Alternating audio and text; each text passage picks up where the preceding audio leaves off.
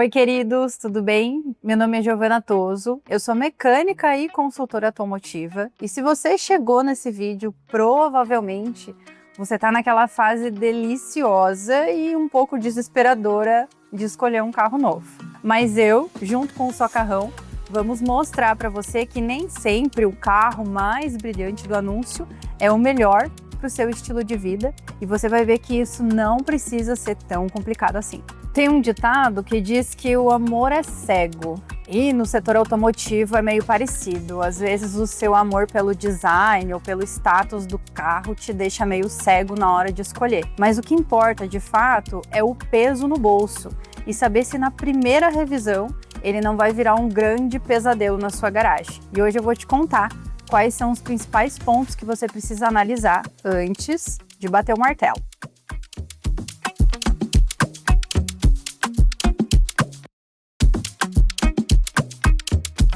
Tem um passo que você precisa dar antes mesmo de sair de casa ou antes mesmo de fazer a busca lá no site do Socarrão. Você precisa entender qual é o uso real do teu carro, quem vai viajar com você, aonde você vai usar o teu carro, se a estrada é lunática, o que no Brasil normalmente é.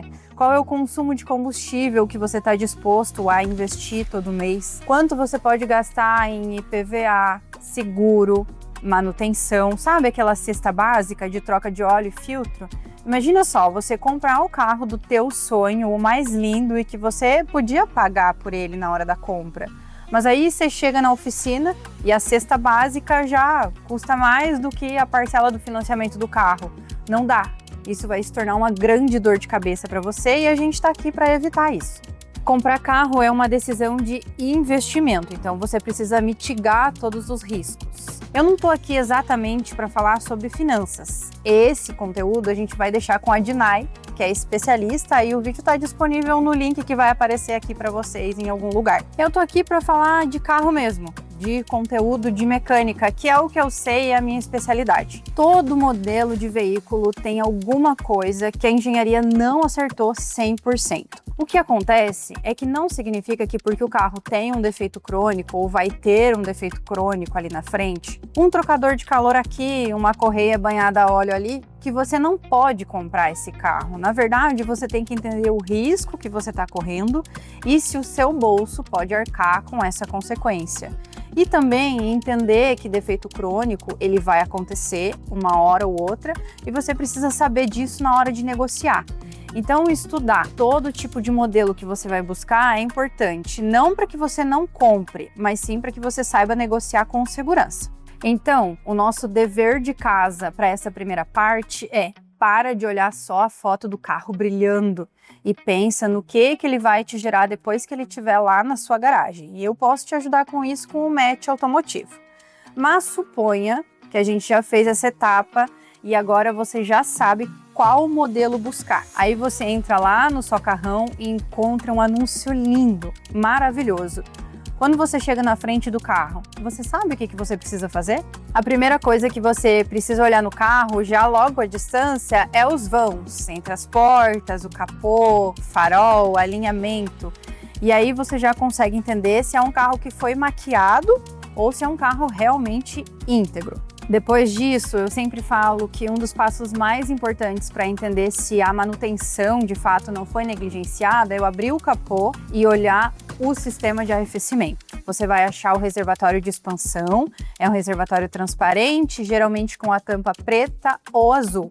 E lá dentro você precisa ver um líquido translúcido, rosa, amarelo ou verde. É colorido no geral, tá? O rosa é o mais utilizado, mas algumas montadoras utilizam outra cor. Se você encontrar lá qualquer coisa que seja um fluido meio barrento, com cor de ferrugem, significa que ali tem alguma coisa errada. A água de torneira é muito prejudicial para esse sistema e causa esse tipo de coloração. O fluido de arrefecimento, no geral, é uma manutenção que não custa caro, então se o antigo dono negligenciou essa manutenção, talvez o restante também não esteja tão legal assim. A segunda coisa bem importante de se analisar é: liga o painel e verifica a quilometragem do veículo. Obviamente que para você saber se esse painel foi adulterado ou não, somente com o scanner, e a gente não tem um scanner no bolso, né? Mas você consegue ver sinais. Se marca no odômetro, por exemplo, 40 mil quilômetros, mas o volante tá muito desgastado, o banco do motorista tá com a espuma já desgastada, a lateral rasgando, as pedaleiras de freio, acelerador também já tem um desgaste que indica que essa quilometragem não está muito compatível, também pode ter alguma coisa de errado. Então você precisa analisar os sinais. Outra coisa importante, e é um macete bem legal, hoje em dia a gente tem muito veículo de carro de aplicativo, né? E a gente sabe que roda muito e às vezes acaba sendo adulterado ali o painel, até para vender um carro com uma quilometragem baixa. É importante a gente saber que o carro foi feito para rodar.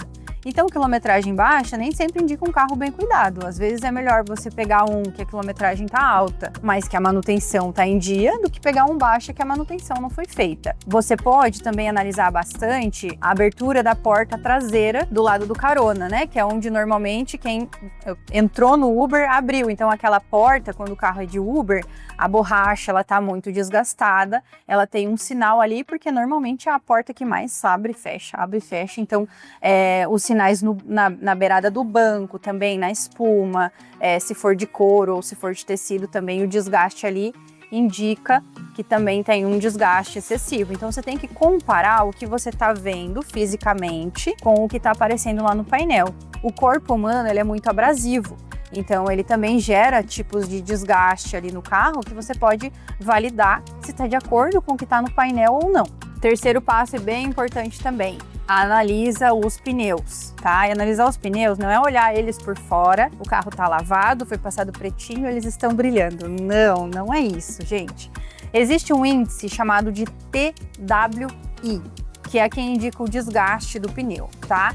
Dentro dos sulcos do pneu existe um degrauzinho que é mais baixo do que a borracha do pneu. Então a borracha ela vai desgastando, e quando ela chega na mesma altura desse degrauzinho, é o momento de trocar o pneu. Esse degrauzinho é o TWI. Outra coisa, se você não conseguir achar o degrauzinho, tem duas outras formas de fazer esse teste, bem didático e bem dinâmico. Você pode pegar aquela moeda de R$1, aquela que tem a beirada dourada e no meio ela é prateada, você coloca ela assim lá no meio do pneu. Se a parte dourada ficou totalmente escondida, ainda é um pneu que pode rodar.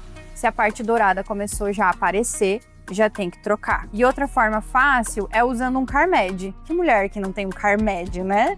Então, aquela beiradinha branca debaixo do CarMed achatadinha, ela tem que ficar completamente escondida nesse mesmo sulco. Se a beiradinha branca estiver aparecendo, também é a hora de trocar. Outra coisa muito importante é verificar a data. Os fabricantes dizem que o pneu não tem validade no geral, mas a partir de 5 anos desse pneu rodando, eles já indicam a troca por questão de segurança. A borracha ela começa a ressecar, né? Ela fica em contato diretamente com solo, chuva, terra, areia, tudo quanto é tipo de abrasivo. A data de fabricação do pneu fica ali na tala, tem um monte de número e um monte de informação que a gente pode falar num outro momento, mas a data de fabricação é uma data que está logo após uma inscrição escrito DOT.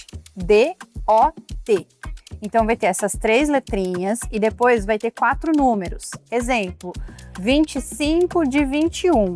Esse pneu foi fabricado na 25ª semana de 2021. Ou seja, em 2026 você já precisa trocar esse pneu. E não é legal comprar um carro e ter que de largada já gastar R$4.000 com pneu. Então é importante que você avalie isso para dar uma negociada no valor. E por último, mas não menos importante, dê a partida no carro e ouça. O barulho tem que ser suave, não pode ter oscilações, não pode ter barulho metálico, não pode ter barulho de sopro. Tem que ser um barulho igual e constante.